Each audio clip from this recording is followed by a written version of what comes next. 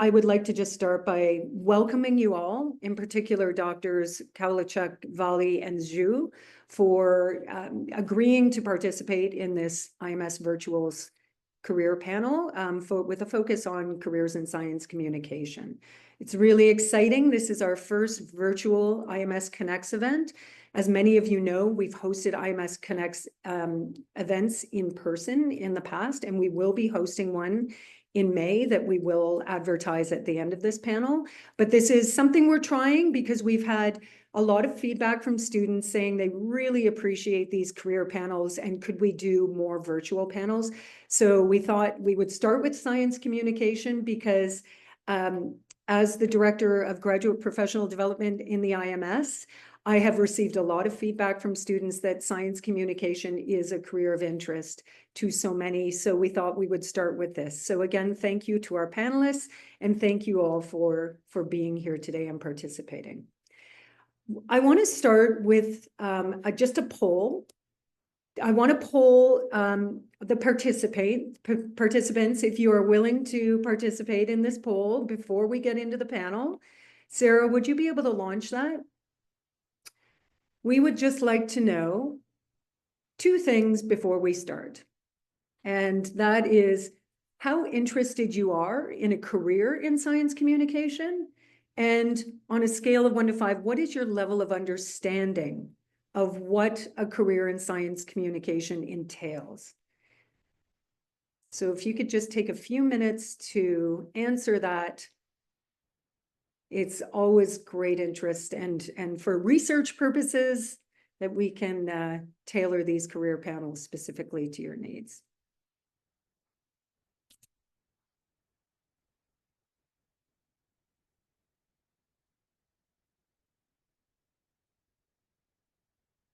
Okay, we'll give it 15 more seconds.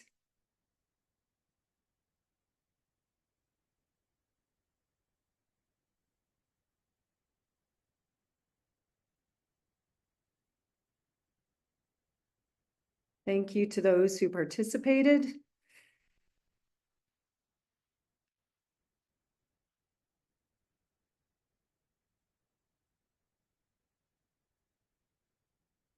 And I think that's plateaued, Sarah. So should we end the poll? Thank you very much. Okay.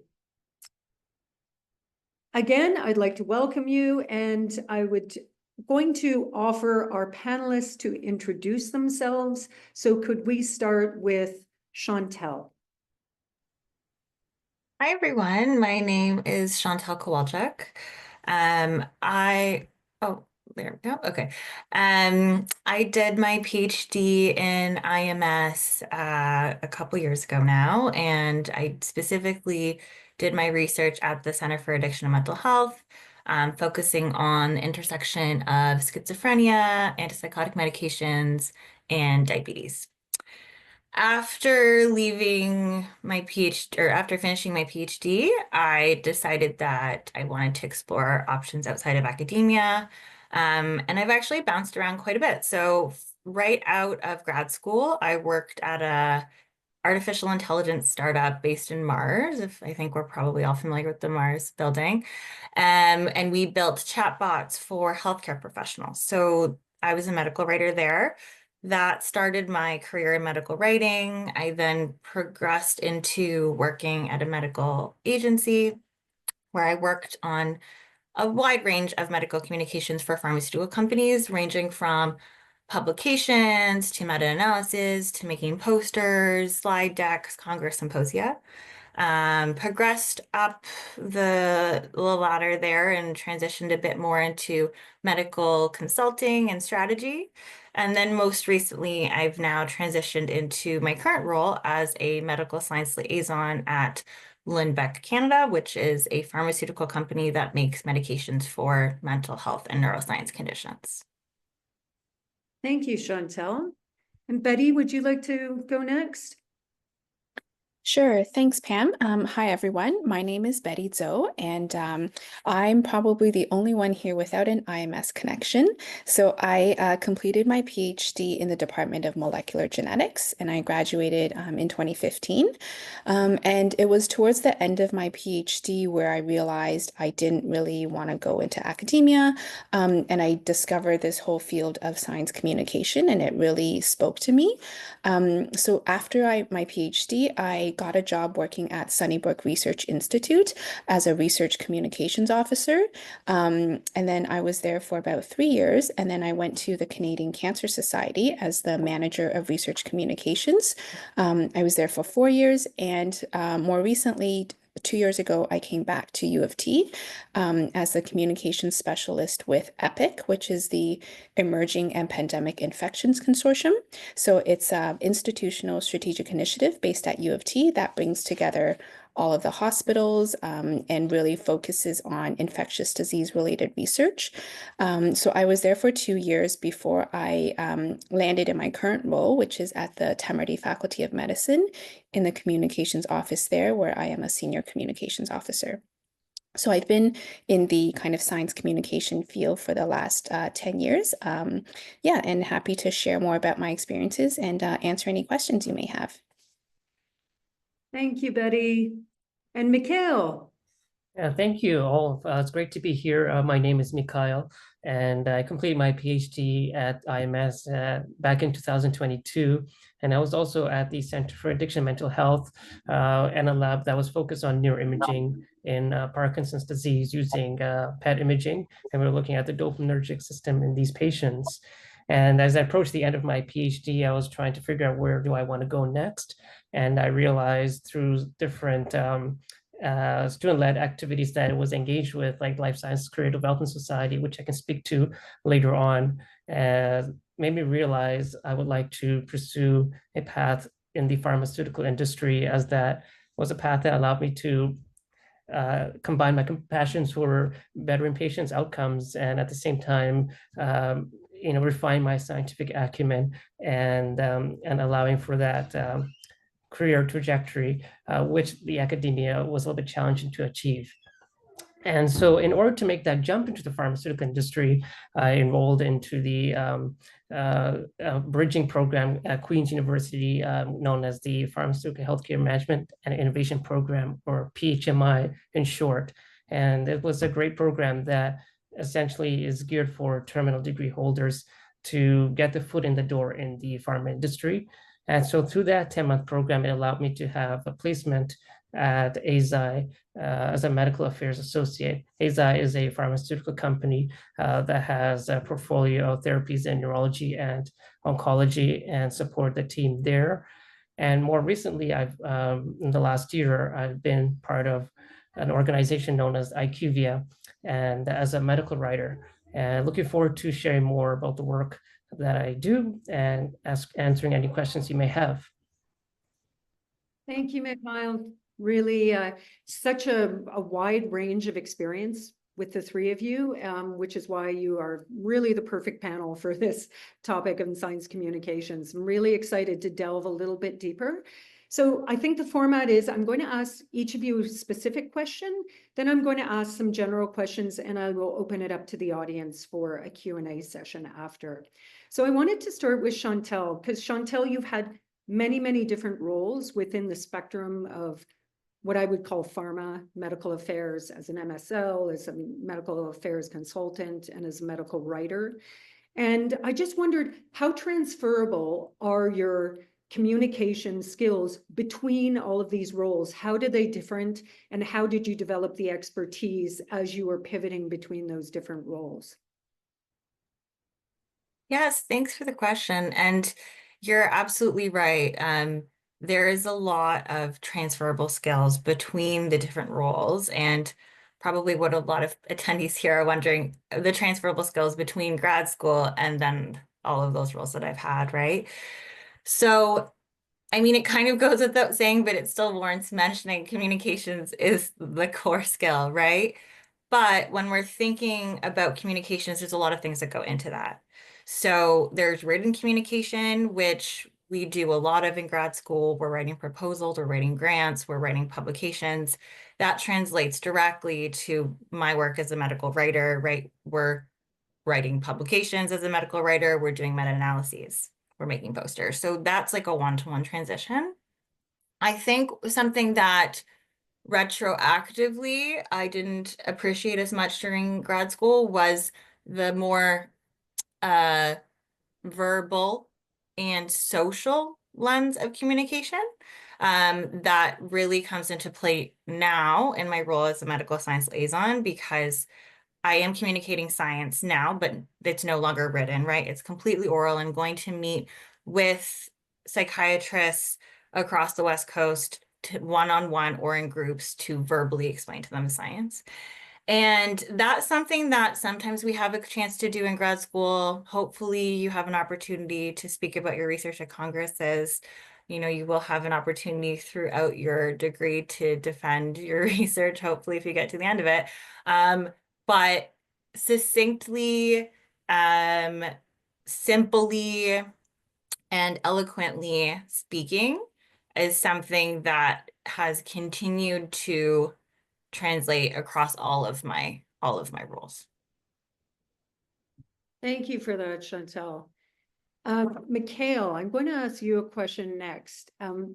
When in grad school did you know that you were interested in the field of scientific communications? And how did you leverage, much like Chantel, how did you leverage the experiences in grad school to help you kind of land those jobs? And I noticed that both of you, I wanted to point out, were involved in the IMS magazine. So could you maybe speak specifically to kind of your extracurricular or meaningful engagement experience outside of your lab work as well? Yeah, certainly. So towards the end of my PhD, I was trying to look at different activities or extracurriculars that I could engage with to really give me a flavor of where do I want to go? Do I want to go down management consulting? That was one path I was considering. And so therefore I enrolled in the GMCA organization. That's a student-led organization that offers simulated projects in management consulting. And then when I did a pharmaceutical-related simulated project under the Life Sciences Career Development Society in regulatory affairs, the simulated project was a lot more appealing to my values and to what drove me to get into the PhD program to begin with. That was centered around patient outcomes. And I felt being involved in the pharma industry and through this regulatory affairs simulated project enabled me to do that, because it was involving bringing access of novel therapies to patients of today and tomorrow. That was the main driver motivating me moving in that direction. And that simulated project in regulatory affairs made me realize that the pharma industry allows for that. And as I looked further into the regulatory affairs and other cross-functional areas in the pharma industry, I realized a better fit would be medical affairs, which is heavily centered on scientific communication, or essentially translating the knowledge of clinical research of the different trials of a novel therapy and bringing that to the healthcare landscape. And how do you translate that knowledge as through scientific communication to medical writing, for example, or through medical science liaisons like what Chantel is doing. And so that I found was appealing, because it was a lot on the scientific communication, which I heavily did during my PhD. And another aspect that drove me to it was what, as Pam has said, is my involvement in the IMS magazine. And it was a great opportunity when I joined back in 2016 as a photographer, and then promoted to a journalist, then to feature editor, and then eventually editor-in-chief. And through those rising through the ranks, I've really come to appreciate the importance of communicating science in a way that's accessible to a wide range of people, a wide range of audiences. And in that line, what I really appreciated is taking the time to understand who is your audience, what is your intention, what you're trying to communicate with those folks, and how do I go about ensuring that I bring out those key messages that can strike a chord with those people that we're trying to target. And that is an art that that you can acquire and you can refine over time through practice and continue to refine. And that applies to both written and orally as well. And of course, through the PhD with the PAC meetings, the program advisory committee meetings that we have, the defense, those are great ways to really practice your communication along with how you present your data at the conferences. And these are critical skills that will lead you to great success, not only in scientific communication, but in any role, whether it's management consulting, in government policy. It's all about communicating science and making changes with that science. Thank you, Mikaeel. I really get the sense that you and Chantel have very similar trajectories being under the umbrella of pharma and really utilizing those transferable skills that you developed during grad school to leverage into these roles, because I think a lot of students aren't aware of how much experience they are building during their PhDs for these specific careers. It's just how you market it after, you know, on your resume and cover letters. So thank you for that. And then Betty, you are not in pharma and you have had such a wide range of roles with different stakeholders. So you've gone from hospitals to charitable societies, university, consortiums. So how have you pivoted your communication style across to accommodate all of these different audiences? Yeah, that's a great question, Pam.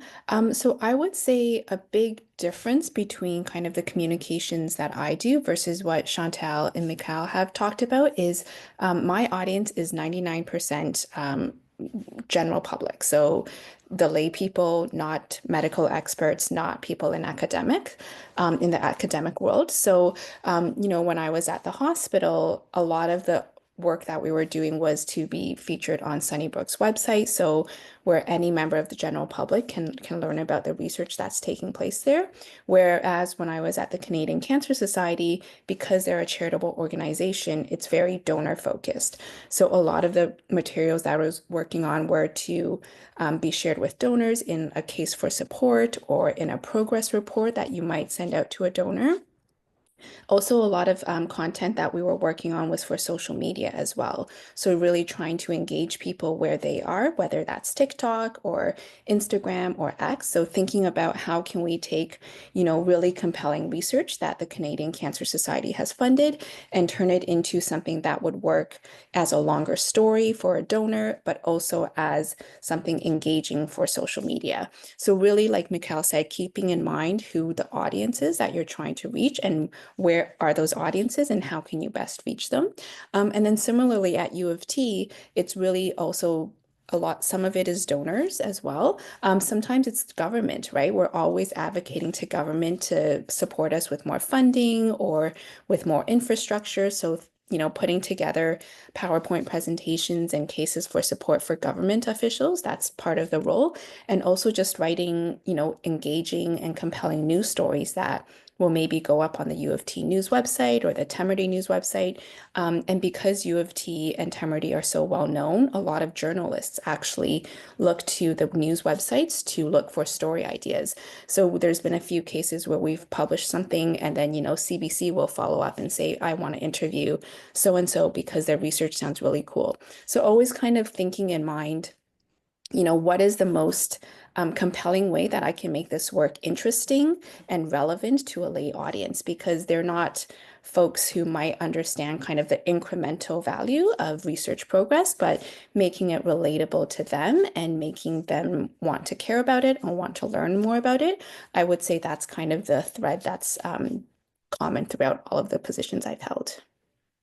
So thank you, Betty. And that, can I unpack that a little bit? Because this might be a naive impression, but it seems like there's so much creativity in your writing that, you know, Chantel and Mikaeel, maybe you can, I don't mean to, you know, diminish the writing component of what you do, but you have medical affairs teams that might sculpt the information and align it with strategy and check it with regulatory and then give it to you to present to the key opinion leaders.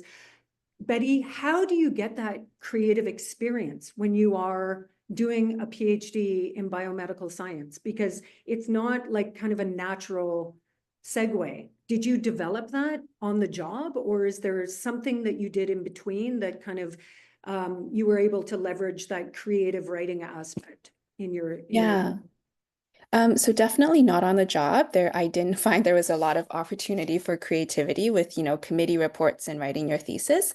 But so when I was doing my PhD, I was really involved in a lot of different science outreach programs, like Science Rendezvous, and Sci-Hi, which is based at the Lunenfeld Tannenbaum Research Institute. And those opportunities really gave me a lot of chance to interact with members of the public one-on-one and talk to them about, like, this is what DNA is, and this is what mitosis is. And so that really gave me an opportunity to practice and come up with, like, analogies and ways that we could describe some of these core fundamental biological concepts in a way that's, children would understand, but also their parents would understand. And then I think for me, what was really like a crucial stepping stone was once I realized I wanted to pursue science communication. So keep in mind, this was 2014, so the media landscape was very different from what it is now. That around, early 2010s, I would say, like, science blogs were really popular, and they were very kind of well trusted by people as, like, a source of information. So I decided just to kind of go on WordPress and register my own domain name for like $35 a year and start my own science blog. And I did it really not so much to kind of like build a name for myself, but really as an opportunity for me to practice writing. So I would be very deliberate in choosing to pick papers that were outside of my field of study. So I did one, like, an astronomy paper, and a paper about, like, how birds maintain their body heat. So really challenging myself to read these papers that I knew nothing about and see if I could understand them enough to write like a 500 to 600 word story that I hope a layperson would be able to read and understand. So that really served two purposes. One was to give me this opportunity to practice my plain language writing skills and my creativity, but also to kind of have a published portfolio that I could use when I applied for jobs. Because I noticed when I was job searching that quite a few job postings had you submit a couple of writing samples. And at that point, the only writing samples I had was like papers I had published, my committee reports, and they didn't really speak to the skill sets that those jobs were looking for. So my science blog really filled that purpose. Thank you. Those are great ideas for students that want to go in that avenue. And back to Chantel and Mikaeel, like, I noticed that you guys kind of have opposing trajectories. I think, Chantel, you started in more medical affairs and medical writing and now have gone to MSL. Mikaeel, maybe you started with more medical affairs and have gone to medical writing. So I would love either of you, to jump in and speak to the graduate students here who are wanting to get into the field in pharma. What is the entry level? Is entry MSL, is entry medical affairs, or what is progression in the field of science communication within the pharma ecosystem? Chantel, could you start with that? Yeah, happy to jump in. So I get this question a lot. I have a lot of people who message me on LinkedIn asking how they can enter into pharma, which is great. And I'm so glad that more people are thinking about this in grad school, right? Because that's the time, like Betty and Mikaeel have mentioned, there's a lot of opportunities that we have in grad school to broaden our experience and our exposure. And once you're outside of school, it's a bit harder. Right? There's so many internships and clubs and journals and magazines that you can join in grad school to start building that experience, to try out new things. So I would 100% recommend all of the things that Betty and Mikaeel have already mentioned. Joining the IMS magazine, trying out the consulting challenges if that's interesting to you, challenging yourself to write your own blog posts, kind of using this time to explore what you like, what you don't like, and also, as Betty said, building up that evidence of expertise. Because when you do start looking for a job, for better or for worse, there are lots of other people who will have a master's or a PhD that are applying for the same role as you. Not to say that that's not a very impressive thing to have on your resume, but you need something a little bit extra to distinguish you, right? So if you are a medical writer, as actually it's similar to what Betty mentioned, and I have been on the hiring side back when I was in medical communications agency. Having writing samples is important, and having experience writing non-academic articles is important.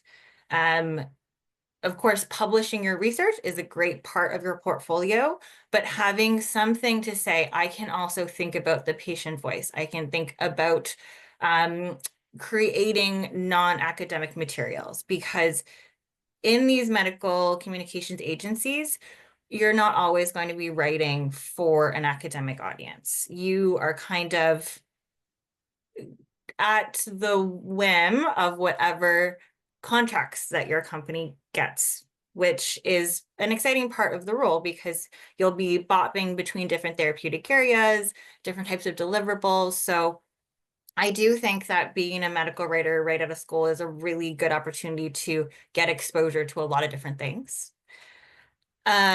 Conversely, for those who are interested in being MSL right outside of school, it is quite challenging because it is really competitive.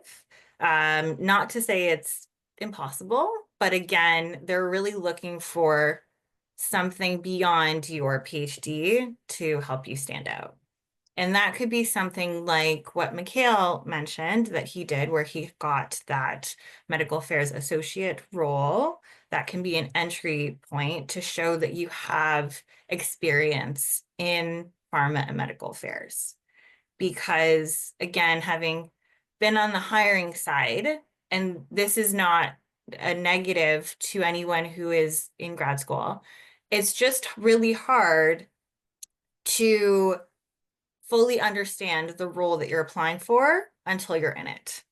And because of that, someone who is let's say the MSL manager hiring for the MSL role, they need to trust that you as a potential MSL really understand what you're signing up for, really understand the pharmaceutical landscape, how drugs get approved, how medical affairs as a whole functions, because none of that will be taught to you on the job. That's all kind of assumed that you understand, and then you're supposed to come in and do the role. So I guess on top of everything that I've just listed, if you are really interested in working in pharma, searching out that information, there's LinkedIn courses, there's so many things online to explain how clinical trial development works in Canada. So that's a really good knowledge point to have in your back pocket. So thank you for that, Chantel. Alexander, I'll get to your question in a minute. This is just like the perfect segue to pump the course that we started. We started a careers-based curriculum, and one of our careers is medical science liaison. We are offering a course that's taught by an MSL. So really understand what the job is before you apply for it. And that's the point of the curriculum. And I've had, we just ran it, our pilot course. It was very successful. And one of the best bits of feedback I got was from a student who said, I wanted to be an MSL, and after this course, I now realize it is not for me because it was so much more than I thought it was, and it's not the right avenue for me. So I think that's a great piece of advice, Chantel, is just understand what these roles are before you apply, because not only will it show in the interview, but you don't want to be in a career that you really have to learn about on the job. You want to be able to be as equipped as possible when you go. But Alexander would like to know, does the MSL require to be a PhD? Can you enter with an MSc? So in my experience, PhD is what they're requiring, PhD, PharmD, or MD. I do have coworkers who have masters, but they've been in the role for longer, or they have some previous career that they've now transitioned into being an MSL. And I'm just adding on to that, what are the entry-level roles for people with an MSc? Are there any within pharma that are entry for, where are the master's students being sought and what roles within pharma? So it kind of depends on the company. And another difficult thing about pharma is they like to change the titles across each company. So whereas one company might call it a medical affairs associate, another might call it an assistant, another might have it as an internship. But there are those more entry-level support roles where they are eligible for master's students. And I will note that medical writers are often not required to have a PhD. So I do have friends who are medical writers and they have a master's and they're excelling right now. They've now moved up the ranks. One of my friends just got promoted to medical director. So it's not holding her back at all. Thank you for that. Before we open it up to the audience, I would just love to speak to the role of AI in science communications and in your jobs. So can you comment, Mikaeel and Betty, perhaps because you represent pharma and academia, how AI is shaping your role? What, do you find it a benefit? Do you find it's, conflicting, and the experience needed is more in how you manipulate the LLMs to progress in the career? So can you comment on that, Mikaeel? Yeah, certainly. Artificial intelligence, or AI, is definitely a thing to stay and something to embrace. It's an asset that can really serve us as medical communicators really well, and we can leverage it to our advantage. And I am not really worried that it will take my job anytime soon. It's not perfect in any way. There are still limitations to artificial intelligence. For example, if you were to prompt it to give me a literature review on the topic of prostate cancer, if I'm working on that, it would do a nice job giving you a review of the prostate cancer. But if you look carefully, there is about a good chunk of hallucination where it would make up citations or would make up certain facts that look quite true, but it's actually not true. And if you're expecting certain references that are key in the literature, but it's not referenced there, so it's not perfect.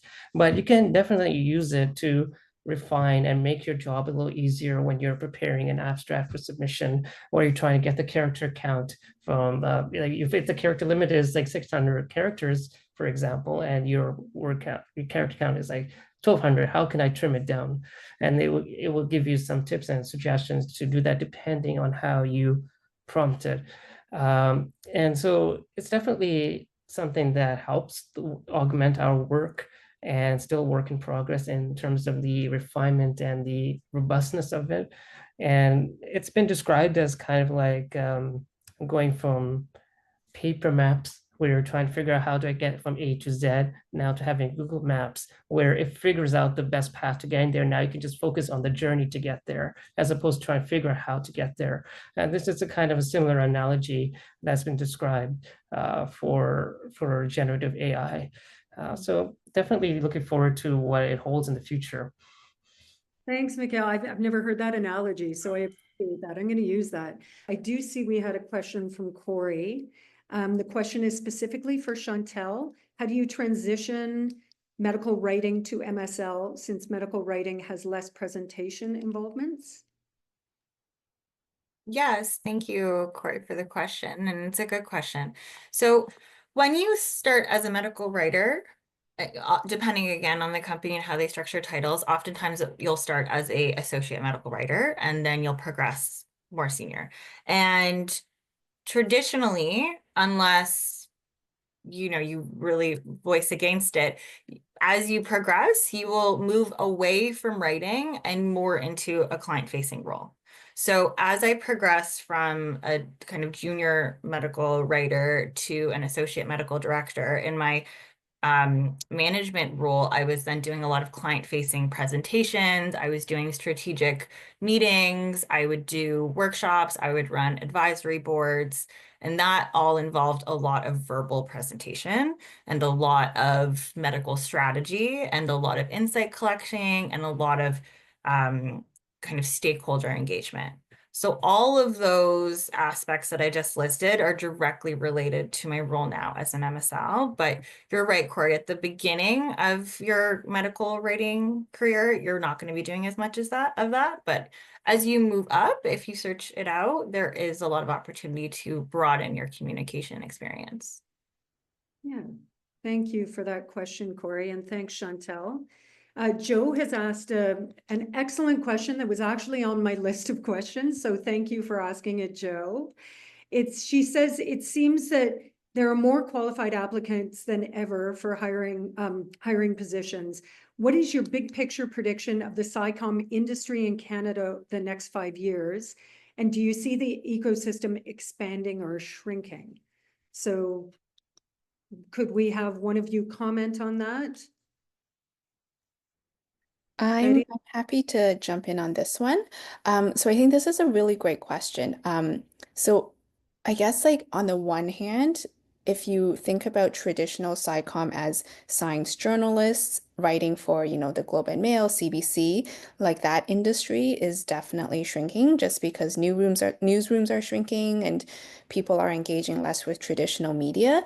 But on the other side, I see this huge potential for science communication across these new media types, social media, podcasting. Like there's so many new and exciting ways to communicate about science now. And I think the need for clear, effective, accurate science communication is just going to grow as the world shifts right now. So I think if you're creative and you're willing to kind of think outside the box, there's going to be a lot of opportunities. And one thing that I have noticed in the last couple of years is that more university departments, more hospitals, so are hiring science communicators. So not necessarily, people who have a journalism background, but people maybe who have a bit of fundamental understanding of how research works and what are the nuances of clinical trials to bring that sort of extra bit of nuance and lens to the role. So, I think the SciComm industry is going to grow, but it's not going to grow in the traditional way that you might expect for communications and media. Thank you, Betty. That was very thoughtful. Mikaeel, did you have any comments to add on top of Betty's? I think Betty captured it very well, and I'm sure with the new evolving innovations that are coming out from the pharmaceutical industry, there will be a growing demand of being able to communicate that new cutting edge evidence to the pretty much crowded and competitive marketplace in the healthcare field, and trying to be able to differentiate that communication on that new novel therapy requires more novelty and more innovation of being able to communicate that. And as Betty has alluded to, like using podcasts or videos or different types of media, or like what we would call it publication extenders, to be able to extend that communication of that publication of that phase 3 trial. And so there's definitely a lot of demand with that. But then there's also artificial intelligence as well, where that's kind of streamlining the process, where instead of 3 people needing to do that particular publication extenders, you can have the AI to help augment that, and you have one medical writer to do that. So it's streamlining things. So there is a lot of demand, but then there is tools that are making things more refined and more, efficient. So it'll be interesting to see how it actually unfolds, but it's going to be definitely a demanding, exciting time ahead. Thank you, Mikaeel. So thank you all for your participation. Hannah, Baijiang, and Ferry, I will get to all of your questions. We'll start with Hannah. She has a question for Betty. Could you share your perspective on career trajectory within science communication in the hospital academic setting? Is there opportunity for growth in these environments compared to what's available in pharma? Yeah, that's a great question. I would say there's less room for growth compared to what Chantel and Mikaeel have described for pharma, and even within like medical writing agencies. And the reason for that is in most universities or hospitals, there's not usually like a massive team of science communicators. A lot of the people who do science and research communication are typically sit within a larger strategic communications team. So you might have, a team of 4 or 5 people, and one person is responsible for kind of writing the research stories, and other people might be responsible for media relations, etc. And there might be a director who kind of oversees communications. So I think, if you want to solely focus on research and science communication, I think your growth is perhaps a little bit limited in that respect. But one thing that I have found for me personally is throughout my career, I started out being very like only writing science stories. And then as I've progressed in my career, I've kind of expanded my scope to include more strategic communications as well. And so if you're willing to kind of try other areas of communication, I think that opens up more possibilities for growth for you within these organizations. Thank you, Betty. Bajang has asked a question for Mikaeel. Are there any programs, student organizations, or events at U of T or in the industry that you found particularly useful for current students to land an internship or entry-level position in pharma other than just searching online? You did mention the one program at Queen's, but would you like to speak to others? Well, I will reiterate what I shared at the beginning of getting involved in the different student-led organizations, and IMS Magazine was a great platform that allowed me to acquire that scientific communication skills to be able that I could transfer over into the pharmaceutical industry. So definitely encourage you to look at what opportunities they are within the grad school realm that are easy to get access to without a lot of barriers to getting into, and thinking outside of the box of how you can leverage those skills that you acquire through those experiences to the interviews and when you're applying for these positions. And at the beginning, when I was applying for my first role at ASI as a medical affairs associate, I was heavily relying on my experience at IMS Magazine. I quoted that, and they valued that experience. They saw that it was actually really valuable, especially on the leadership skills that I've acquired, on the project management that I was able to showcase to that, being able to communicate across the different types of audience.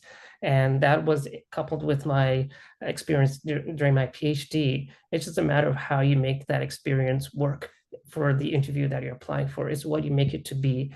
That's a critical piece. And you don't really necessarily need to have this shiny, fancy company on your LinkedIn profile, on your resume to get that job that you want to go. It's a matter of how you leverage what little you have or what much you have, and using it to leap forward. And of course, I've also, as Pam mentioned, I enrolled in the PHMI program. And I know one of the questions asked me to expand on that, if I may just kind of explain about that. So that is basically a 10-month program. And the first 4 months is, first and foremost, it's geared for PhDs, PharmDs, and MDs.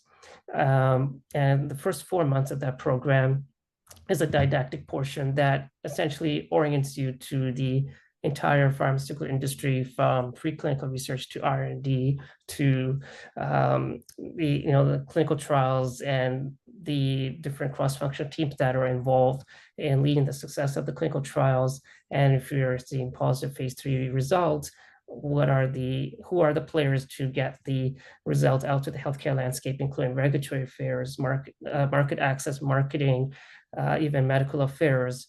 And then once the product gets approved by Health Canada, who are the players, what is involved in terms of in relation to regulatory, market access, regulatory, and then the sales teams.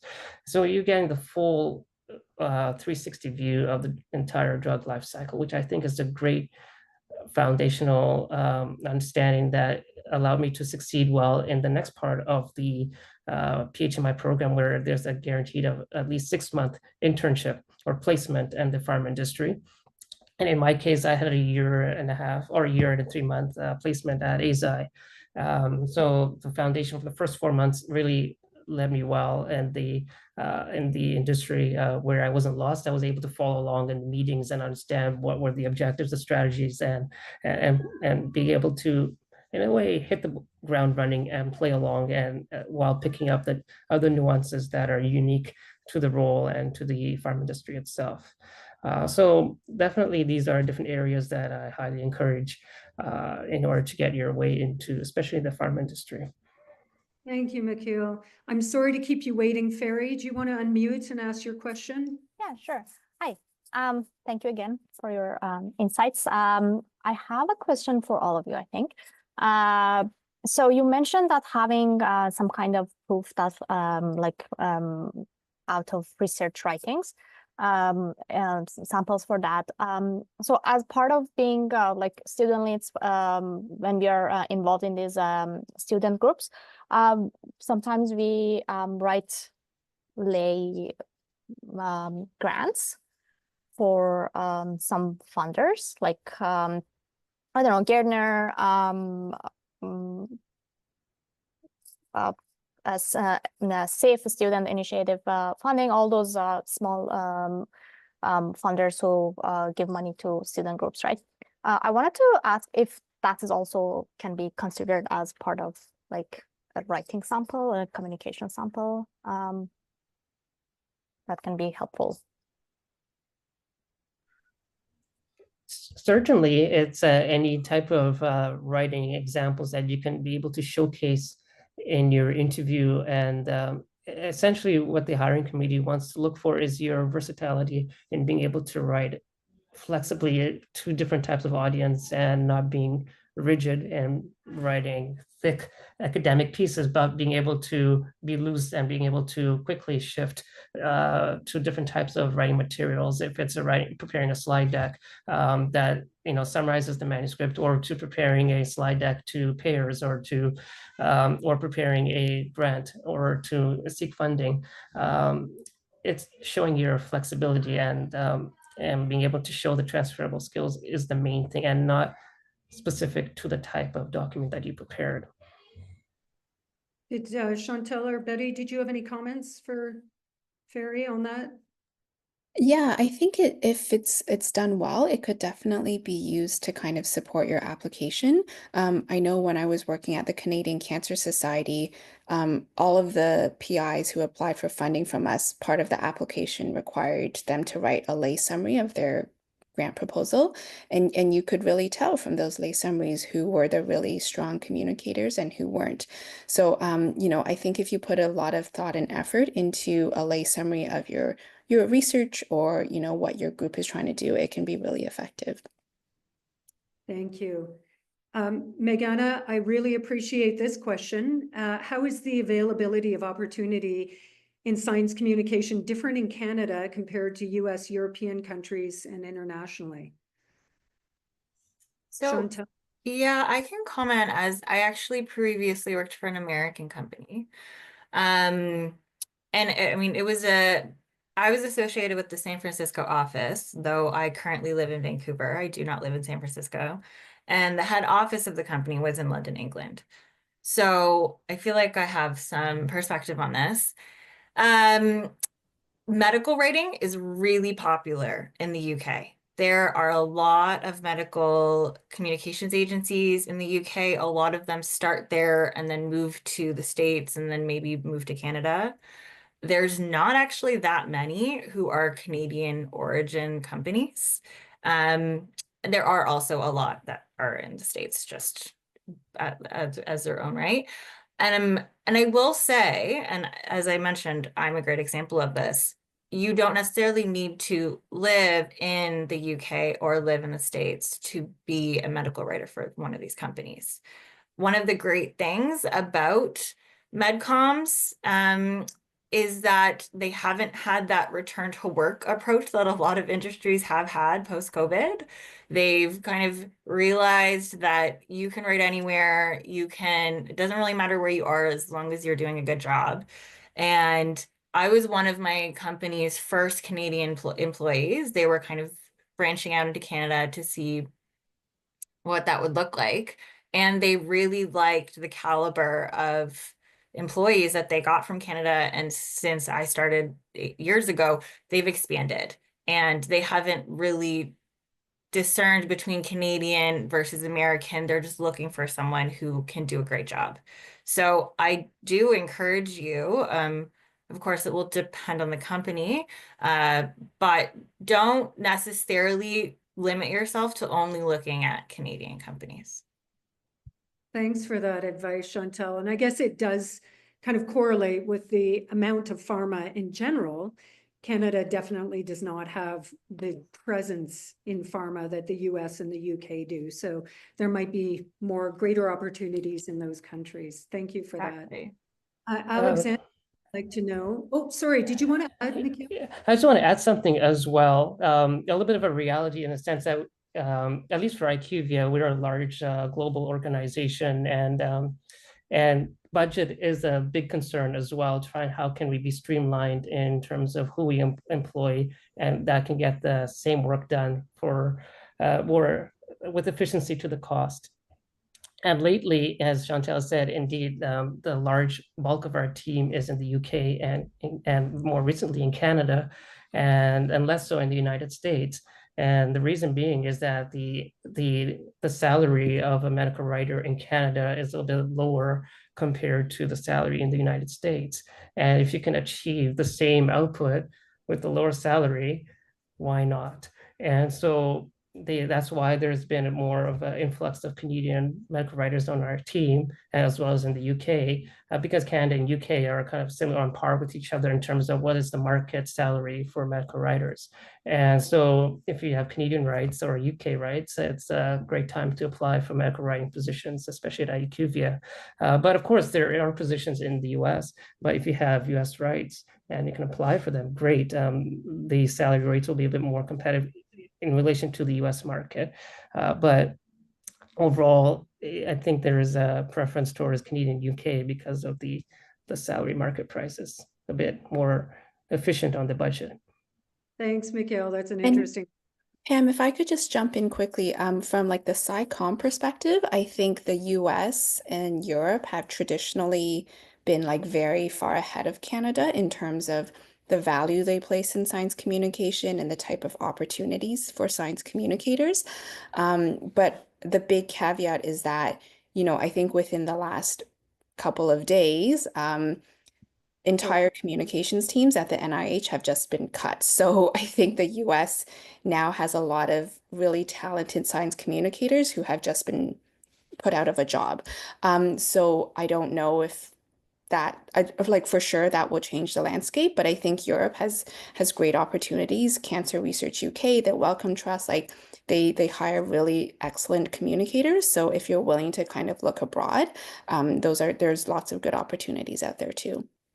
Yeah, thank you for that perspective. I know Alexandra and Brent both had questions. We are going to have to wrap up. I have noted both of your questions, so we will endeavor to get those answered to you, answered, and then get back to you on those. So I'm sorry that we couldn't do that live. But Sarah, would you like to close? Just being respectful of everyone's time. Yeah, we really quickly wanted to do a post panel poll as well, just to gauge any differences. Okay, so I'm just going to launch it right now. So we can just take a quick minute to record your answers here. As you'll see in the chat as well, Ferry's mentioning that IMS does have a LinkedIn page that's relatively new. And one of the nice features is that if you tag your education, your degree as being from IMS, when you graduate and note that, you will automatically become an alumni on our page. And then it's a built-in network to find people who are doing careers you might be interested in. Great. And thank you for participating in this poll. While we are answering those questions, Sarah, did you want to just do a little bit of promotion for our upcoming events? I did. So as Pam mentioned earlier, it's very exciting. We're running a GPD career course in skills for science communication. It's brand new. It's a 0.25 modular course credit, and it's going to be coming this fall 2025. So those of you interested in this career, definitely stay tuned for that. You can actually see the syllabus already, I believe, right, Pam? On the IMS website. That's right there under modular courses. And we have our next in-person IMS Connects event coming up at the end of May. It's going to be on working in industry. There's going to be some networking, catering. It's a really nice time when we can come together and see people face to face. So I encourage you to come to that. We'll have the promotion out as soon as we finalize the panelists, probably in the next few weeks. Great, thank you for that, Sarah. So we'd like to conclude today's virtual panel. We thank Drs. Kowalchuk, Drs. Valli, and Dr. Zhu again for their excellent insights and perspectives on the field. Just a wonderful discussion. And thank you all for being such active participants, for coming. We hope this was of value to you. Please get back to us with your feedback, and we'll look forward to seeing you at future events. Take care.